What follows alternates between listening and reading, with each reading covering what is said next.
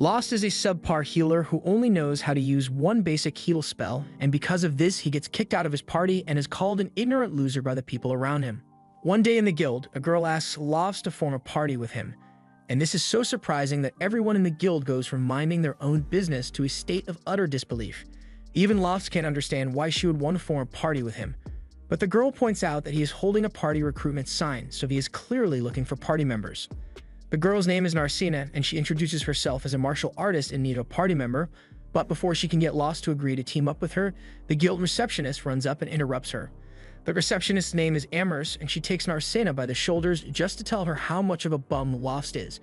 Lost is a healer, but he is only capable of using the basic heal spell despite having been an adventurer since he was a child. He can't use area heal or any high healing magic. So everyone has branded him as an incompetent fool. However, despite all this, until recently, there was a party called Blade of Lightning that took him in as a member, but Lost sucked at his job so much that he eventually got kicked out. And because he is seen as a failure, no one wants to team up with him anymore.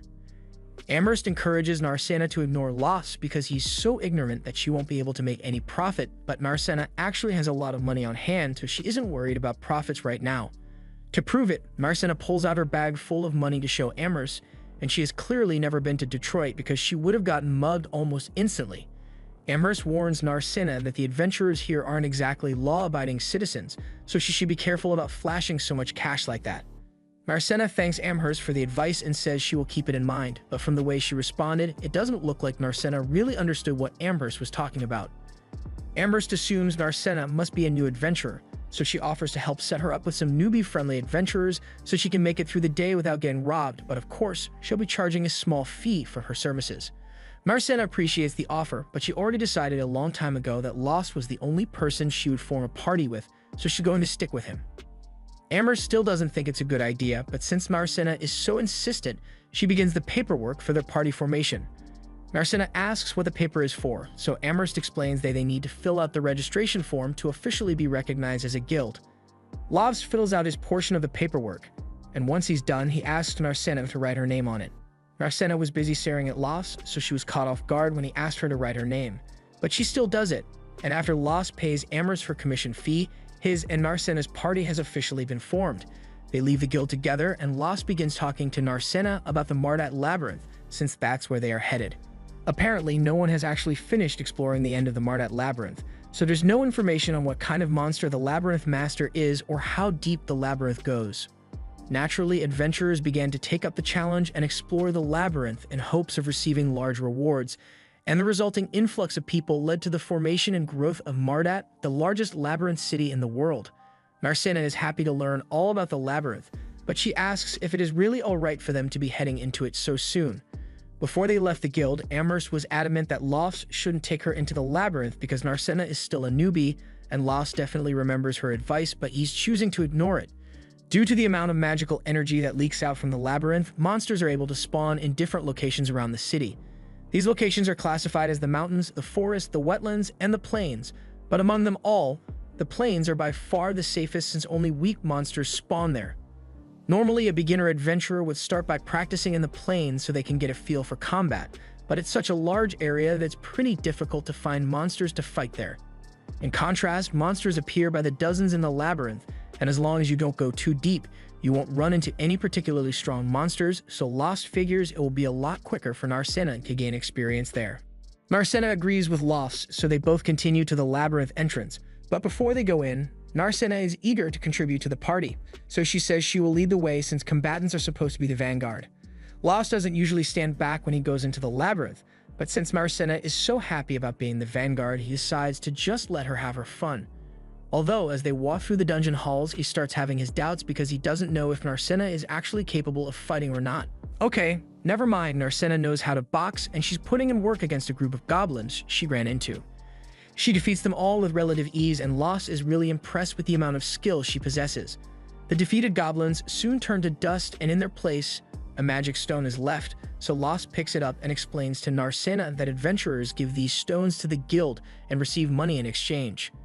Narcina asks what the guild uses the stones for, so Lost tells her that the stones have magical energy stored in them, so they can be used in all manners of tools and equipment. That much should be common knowledge to her as an adventurer, but Narcina was never much of a learner.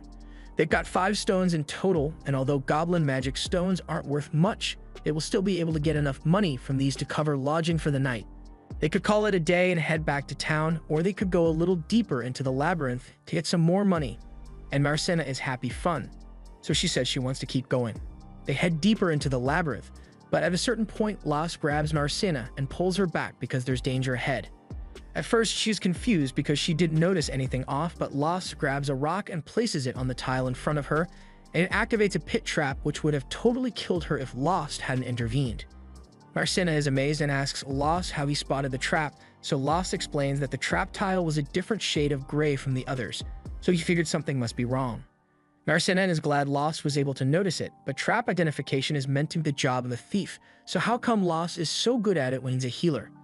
Las just tells her that he has been an adventurer for a long time, so he has picked up a bunch of skills over the years. They continue to move forward, but soon enough they come across an orc roaming the halls, and Las is surprised by this since orcs are mid-level monsters, so they aren't meant to appear so high up in the labyrinth. Marcena asks if they should turn and run away. Las doesn't think that will be necessary because his and Marcena's combined strength should be enough to take it down, but he isn't going to force her to do anything she doesn't want to. Marcena says she is fine with it since Las believes they can win, so they get in position and Marcena charges at it, but when she lands her first kick, it feels more like she's kicking a rock than a monster. The orc raises its club and tries to strike her down, but Marcena is able to block it with her hands, although she gets backed into a corner because of it and has nowhere to run as the orc prepares for another attack.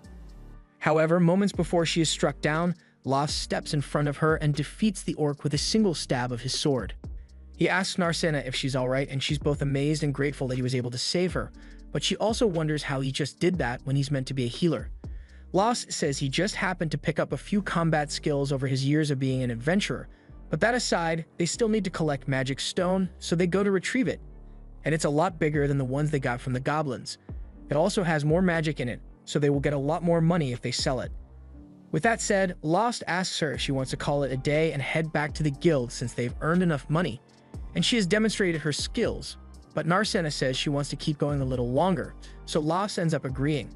By the end of their labyrinth exploration, they've gathered a lot of magic stones and returned to the guild to exchange them with Amherst. Amherst is surprised that they managed to get this many gems in only half a day, but then she notices the orc gem and begins scolding Las for taking Marcena into the labyrinth when she specifically told him not to.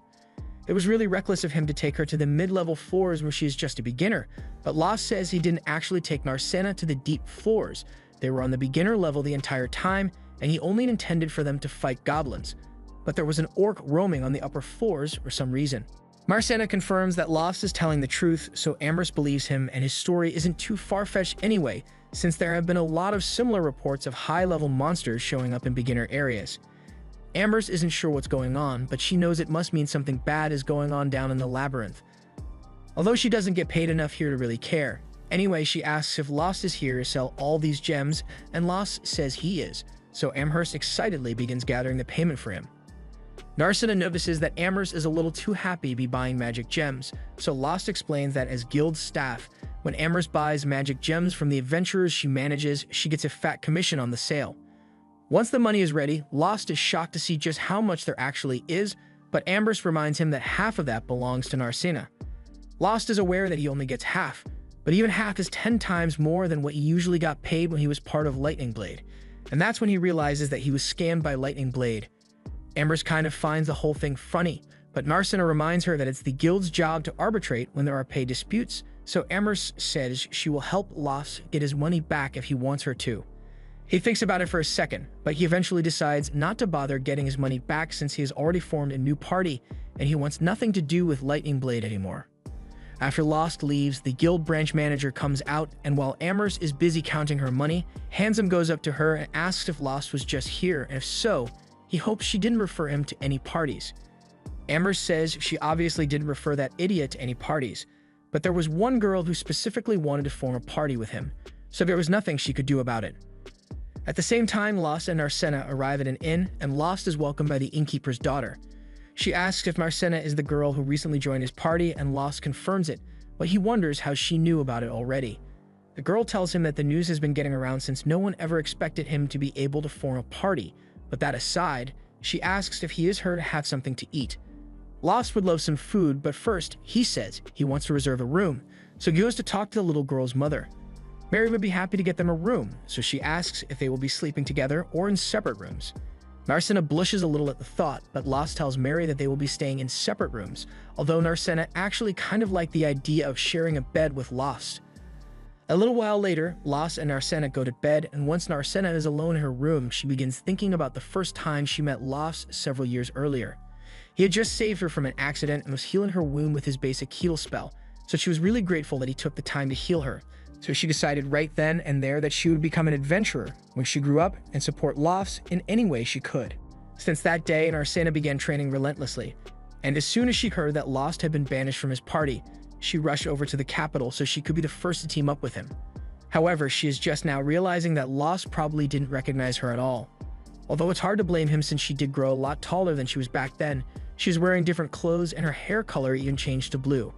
And even though she came here to help him, it turns out that Lost is so talented that he doesn't actually need her protection, but regardless of whether he recognizes her or not, Narcissa intends to continue to support him no matter what. Still, she can't help but wonder why people in this city call him an idiot, even though he is so strong. Back when Lost was still a part of Lightning Blade, the party was up against a Hydra and one party member has already been injured by it, so it was Lost's job to heal her, while the party leader held off the monster. Unfortunately, while Lost was able to heal the physical injury, the woman was also poisoned, so she asked if Lost could deal with the poison as well. Lost apologizes and tells her he can't actually get rid of the poison, so the woman gets pissed, because that means she has to recover by herself. The leader asks her to stop complaining and get back into the fight already because he can't keep the Hydra busy forever, but with the poison still in her system, the woman is in no condition to fight. The leader asks Lost to get her back in shape, but Lost says he can't do it and that they should have brought an antidote potion with them. The leader argues that he didn't buy one because antidotes are expensive, and that's supposed to be Lost's job as a healer. Since Lost and Siberia aren't going to get much help for now, the leader turns to the mage and asks her to do something to help him because he can't handle the Hydra by himself. So Armia tries using a fling spell, but it does absolutely nothing against the Hydra, so she gets scared and drops her staff. Margulis has given up on his party's incompetence, so he turns around and orders everyone to retreat immediately. Since Margulis gave up, Armia breaks down and runs away as well, followed by Lost and Siberia, who still can't walk, so Lost is helping her. However, as they are leaving, the Hydra keeps a close eye on Lost for some reason. Once they got back to the guild, Margulis took great joy in telling Lost that he was being kicked out of the Lightning Blade party, and he justifies his decision by saying it's Lost's fault that they couldn't defeat the Hydra, although Lost doesn't think he's the only one to blame since both Margulis and Siberia were so excited to battle the Hydra that they stayed up all night and went into the fight sleep deprived. The two of them refuse to accept any accountability for the failure, so they both look to Armia and tell her to decide who is at fault. Armia doesn't want to put the blame solely on Lost, but she also performed terribly during that battle, so she doesn't want Margulis targeting her instead for being useless, and thus she decides to throw Lost under the bus. Lost soon wakes up from his dream, and he realizes that he must still be bothered by what happened to him that day. Back before Lost joined Lightning Blade, he was already known as an idiot healer by everyone in town, although he still dreamed of becoming a first-rate adventurer. So when a party reached out to him with a position, Lost was overjoyed and jumped at the opportunity. However, once they were in a labyrinth, Lost soon found out that they hadn't hired him because they wanted a healer. They hired him because they wanted a human sacrifice to distract the monsters. Lost was tossed out and forced to run for his life while his so-called party members at the time tried to walk past him without a care in the world, but all of a sudden, the monsters turned their attention away from Lost and began attacking the other party members instead, leading to a total massacre. In the end, Lost was the only one who managed to survive, and while he knows it is normal for a weak commoner like him to be treated this way, he still wished that someone would acknowledge him as a real adventurer. Just then, as he was walking home, he came across a carriage that had been attacked by some goblins, and normally he wouldn't care enough to put himself in danger by helping, but he saw how scared the little girl looked, so he threw caution to the wind and ran down to defend her even though he was just a useless healer. He did his best to fight off the goblins, but he still sucked at combat back then, so in a matter of minutes, Bro got knocked out by a club to the back of the head. Lost fully expected to die that day, but he eventually wakes up and finds the little girl standing over him. He wonders how he could possibly still be alive, but then he looks over and notices that the Knight's Order had shown up and defeated all the goblins. He went through all the effort of trying to act heroic, but in the end, it looks like he is still an absolute idiot no matter what he does. However, despite the fact that he didn't do much, the girl still thanks him because his actions bought enough time for the knight's order to make it here, and she thought it was really cool the way he jumped in to save her. Lost notices a scratch on the girl's arm, so he raises his hand to heal her injury, and she is thankful for it. But Lost doesn't think he deserves any praise because low heal is the only thing he can actually do. The girl looks confused, so Lost tells her all about his weakness and how he was just tricked into going into the labyrinth just so he could be used as bait. And she feels sorry that he had to go through such a thing, so she stands up and declares that she will become an adventurer in the future and form a party with him so she can protect Lost. Soon enough, the girl left with a knight's order, and by now, Lost had pieced together that she was the daughter of a noble family, so he never believed she would actually become an adventurer or that he would ever meet her again. But nevertheless, her words gave him courage, so he decided to continue doing his best to become a proper adventurer. He went on a journey and soon found himself a mentor, so under their instruction, he began his training arc and worked tirelessly for countless hours to improve himself. And while as a healer he could still only use basic heal, he developed many other useful adventurer skills, so he was confident that he would no longer be a burden to anyone. And upon returning to pursue his adventurer dream, the first party he joined was Lightning Blade, but we all know how that turned out, don't we? Still, Lost is grateful to that girl, because if she hadn't said those kind words to him that day, probably would have quit being an adventurer once and for all that day. But it's not like he will ever get the chance to meet her again. And there's no way she would have actually become an adventurer like she said she would. Just then, Narcena knocks on his door, so Lost goes to answer it, and she tells him she was thinking about going down to get some breakfast, so she wanted him to come with her, and he happily agrees. After breakfast, they head down into the labyrinth again, and this time they are going for some of the lower floors. As they enter, Narcena spots an inscription in the ground, and it looks like it's a teleportation circle, although she has never seen one in person before. Lost explains that you don't find teleportation circles in every labyrinth, and this one was probably put here by magicians soon after the labyrinth was discovered, although he doesn't have much information about it. Narcena asks if they can use this to teleport to different locations, and that's technically correct, but there still needs to be a teleportation circle on the other side to exit from. That sounds really convenient, so Narcena wishes there was a teleportation circle installed in the city so they didn't have to walk all the way out here. But the knowledge used to create these circles was lost hundreds of years ago, so there's no way to make new ones. They both step onto the teleportation circle, and after a bright flash, they appear on one of the lower floors. Lost tells Narcena that this is one of the mid-level floors, so the monsters here are going to be a lot stronger than the goblins she fought yesterday, and he wants her to be extra careful. Lost and Narcena begin fighting their way through the floor, but Narcena goes off on her own and tries to punch a lich, but Lost warns her against it. Liches are monsters made up of pure spirit energy, so physical attacks won't work on it. Lost suggests they fall back since they don't have anything that can damage the lich, but Narcena says she actually has a trick up her sleeve that she may be able to work against it. Lost decides to trust her, so the two of them face off against the lich, and Lost goes out in front to act as bait. He then starts running away, and as the lich chases after him, he runs past Narcena, who is preparing herself to take the lich down. All people possess a form of spirit energy within them called prana, and as a martial artist, Narcena has training enough that she is able to control the prana within her body and use it as a weapon by covering her fists with it. This way, when she goes to attack the lich, she punches a hole straight through it, and it soon disintegrates like any other monster and drops its magic stone. Lost runs over to check on her, and she seems perfectly fine, aside from the wounds she got on her arm. Lost tells her to stay still for a second because he wants to try something, so he pulls out a magic item that enhances the effects of healing spells and uses it to heal Narcena's wounds. They head back to the guild together to show Amherst the stones, and she is shocked that they managed to defeat a lich, but she is also excited for the commission she will get from this sale.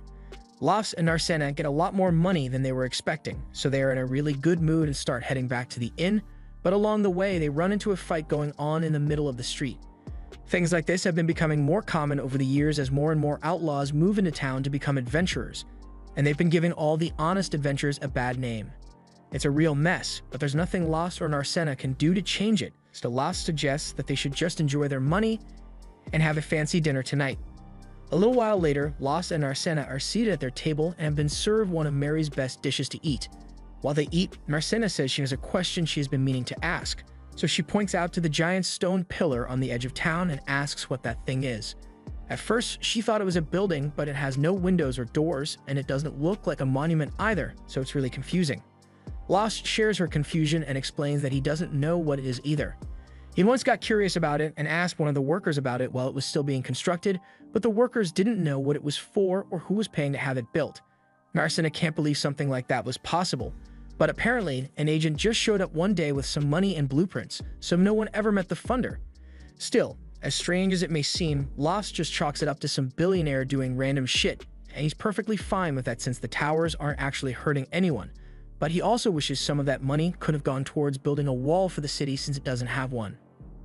Marcena agrees that a wall for the city would be nice, but at the same time she doesn't think there's much to worry about since with the number of adventurers that live in this city, whether it is monsters or thieves that attack, she's sure they'll be able to fight off any threats. After dinner, they both head back to their room, but before Lost goes to bed for the night, Marcena calls him back. She clearly has something to say, but she can't bring herself to say it, so she just tells him good night and heads to bed. Inside her room, she jumps on her bed and is upset because she wanted to tell Lost that she wants to stay in the same room as him, but she couldn't come out and say it because it was too embarrassing. In the other room, Lost is lying in bed with his mind at ease now that he has such a great party member. He was able to continue adventuring thanks to that little girl's motivation, and while he doesn't know if he will ever get to meet her again, he has a lot to thank Marcena for. In other news, Margulis has just found a new member for the Lightning Blade party, and while he seems really excited to have Lyra join the team, Siberia doesn't seem to like her very much and Armia is too shy to make direct eye contact. Anyway, now that the team is complete again, Margulis is eager to head out and finally defeat that Hydra once and for all. The party heads back to the swamp to confront the Hydra, and luckily the Hydra hasn't grown its head back yet, so they won't have to do as much work. Margulis quickly comes up with a plan of attack and says he and Leela will attack from the front, Armia will provide magic support, and Siberia will sneak up from behind. He's just about ready to run out into the action, but Leela calls a timeout because there's no way she can be on the front line of an attack as a healer. Margulis is confused because Lost always fought on the front lines with them, and Leela can't believe they were forcing their former to fight out on the front lines, but Lost never seemed to mind. In fact, Siberian recalls that Lost sometimes got some really good hits in, and he was actually the one who cut one of the Hydra's heads off. Leela is in disbelief after hearing this, but Margulis doesn't expect her to do something like that.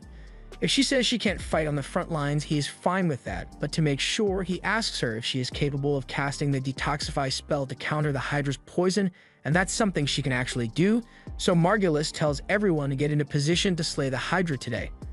Back in town, Lost and Marcena have just returned from their latest trip into the labyrinth, and Amherst is glad to see that they've brought more gems to sell to her.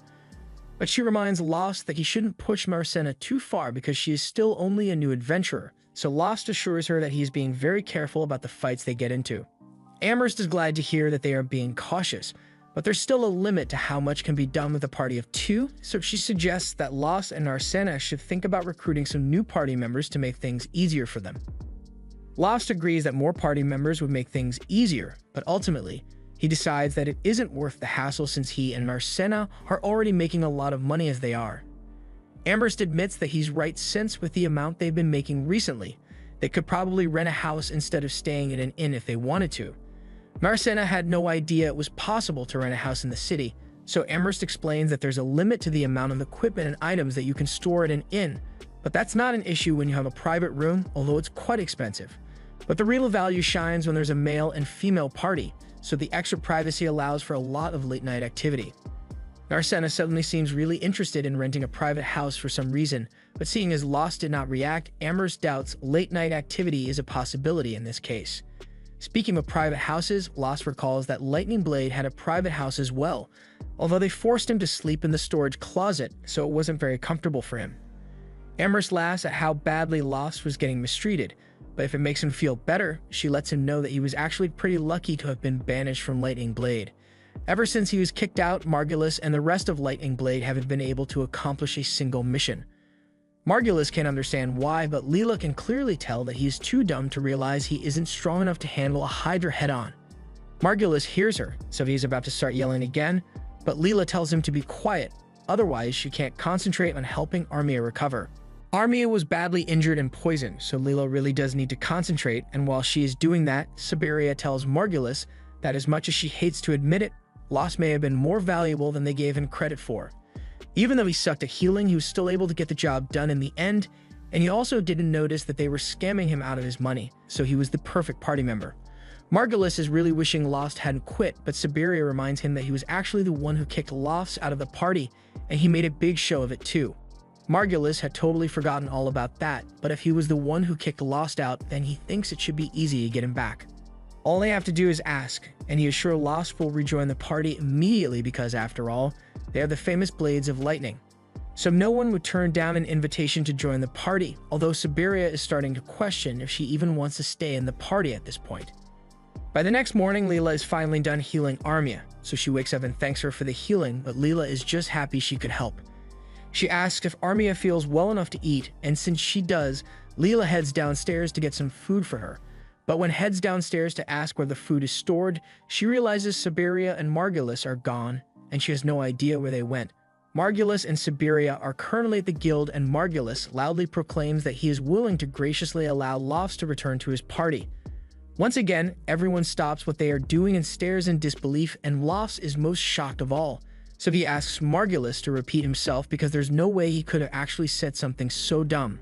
Margulis repeats himself, and Lost's ears weren't deceiving him, but he still doesn't know how to respond or such a ridiculous request. At the same time, Narcina and Amherst see what's going on, and Amherst explains the blonde guy is the leader of the party that kicked Lost out, and now he's trying to get him to come back by acting condescending. Lost obviously isn't amused with Margulis' speech, but before he can say anything, Margulis assumes he might be upset about the fact that they scammed him out of his pay while he was in their party, so Margulis apologizes and acts like it was an honest accident. He promises that Lost will get a fair share this time around, plus they could really use his help since the new healer Margulis hired isn't very useful in combat. Siberia thinks there's no way Lost will actually agree to Margulis' request, but to her shock, Lost actually thanks Margulis for the offer. Narcina refuses to let Lost be stolen from her, so she runs out in front of him and starts yelling at Margulis, saying Lost will never join his party again. Lost touches her shoulder and tells Narcina that she doesn't need to worry about him leaving, after which he turns to Margulis and tells him that he was only saying thanks to be polite, but he has no interest in ever joining his party again. Margulis can't believe he got turned down, so he starts getting desperate and accuses Narcina of trying to use Lost because she realized he is actually really useful to have around. All Margulis' aggressive pointing is starting to get on Lost's nerves, so he grabs Margulis' hand and warns him that if he ever does anything to hurt Narcina, Lost will make sure his body will be mangled beyond recognition. Lost then turns to leave, and Narcina pauses for a second to rub it in Margulis' face one last time. After they've left, Margulis doesn't know what to do, but he still wants to defeat the Hydra, so he yells at Amherst to recommend him a new adventurer for his party, preferably one who can handle fighting on the front lines alongside him, and Amherst really doesn't want to have to deal with him, but it looks like she won't have to because an adventurer walks out from the crowd, and this dude looks like he completed all the side quests before coming here. The mysterious man offers to join his party and asks if Margulis is satisfied with his level of strength. Margulis checks the guy out, and he definitely looks strong, but to make sure, he is going to have to test his sword skills. He draws his sword and charges at the man, but with a simple swing of his sword, the man instantly disarms Margulis and makes him look stupid in front of the entire guild. After recovering from the embarrassment, Margulis says he will accept the man into his party. However, Siberia doesn't think it's a good idea to trust a man who wears a mask all the time, but Margulis says they have no choice because if they don't defeat that Hydra, Lightning Blade's reputation as a strong party will sink like a rock. So he walks up to the guy and asks for his name, so the guy tells him his name is Shig. Back at Lost's and Narcina's inn, Narcina is checking herself in the mirror when she hears someone knocking on Lost's door, so she goes out to check who it is and finds Sheila at Lost's door. For some reason, her first thought is that Sheila is trying to make a move on Lost, but after thinking about it for a bit, she realizes that couldn't be possible. Once Lost finally opens the door, Sheila informs him that he has guests waiting for him downstairs, which is surprising, but Lost decides to go meet with them to see what this is about. Once he gets downstairs, Lost and Narcina meet with Armia and Leela, and while Armia feels bad for coming at him with such a brazen request, she asks Lost if he could come and help them just this once. Margulis still intends to go after that Hydra, and he even hired a new warrior to help with the mission, but Leela doesn't think it's going to be enough to win. For one thing, Margulis is still too stubborn to buy an antidote potion because it costs money, and he's never going to realize how reckless he is being until someone ends up dying because of him. Armia knows it's too late to apologize now, but she acknowledges how strong Lost is, because if he hadn't cut off the Hydra's head last time they fought it, the entire party would have been wiped out.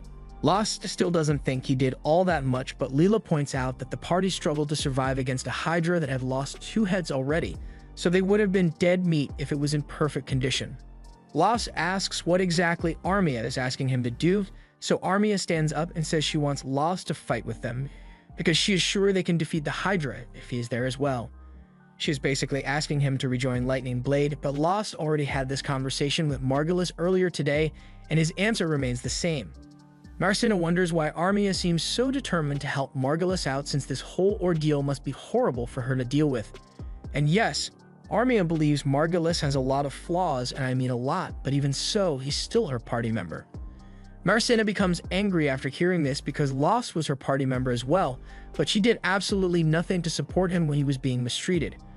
Armia begins crying and apologizes for what she did to Lost, but at the time she was scared that if she didn't go along with what Margulis said, she would be kicked out of the party as well.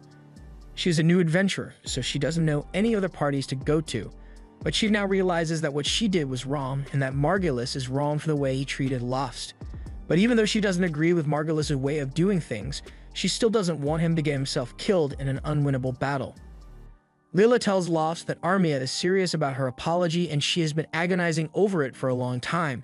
Leela tells Lost that Armia is serious about her apology and she has been agonizing over it for a long time. So while she understands Lost can decline the request, she asks that he at least consider accepting Armia's apology. Lost gets up and tells Armia that he holds no grudge against her, so he will accept her apology, but he still has no intention of returning to Lightning Blade. Armia is disappointed, but she accepts his answer and says she won't bother him about it anymore. Just then, Mary comes over and she has brought a whole feast to cheer Armia up since she looks like she hasn't been eating well. While Armia is eating, Lost talks with Leela and asks if there is any way for her to take Armia and leave Margulis' party, but if she could have done that, she wouldn't have come here in the first place. Lost knows how Margulis treats people, so he suggests that Leela should leave his party anyway, but Leela refuses to do that since she would be leaving Armia to fend for herself under the leadership of that idiot. The next day, Margulis finally introduces Leela to Shig since they will be fighting the Hydra again today, but she seems to recognize him from somewhere, so she wants to have a word with him. She asks what he's doing here and why he is disguising himself, but Shig is still trying to pretend that he has never met Leela before, so he tries walking away, but as he does so, she notices the sword on his back which used to belong to a person named Ronaldo, so she accuses him of stealing it, but Shig denies it and says it was handed down to him as a gift, so he is no thief. He may have cleared his name of theft, but the fact that he admitted knowing Ronaldo lets Lyra know that he is indeed the same Shig she knew. However, she decides to keep his secret identity hidden since it seems important to him. Later on in the day, Lost and Arsena are heading into the labyrinth as they usually do, but he can't help but worry about Armia and the rest of Lightning Blade because he has no idea if they are truly ready for the battle or not. This was the end of episode 3. Subscribe to not miss the next part.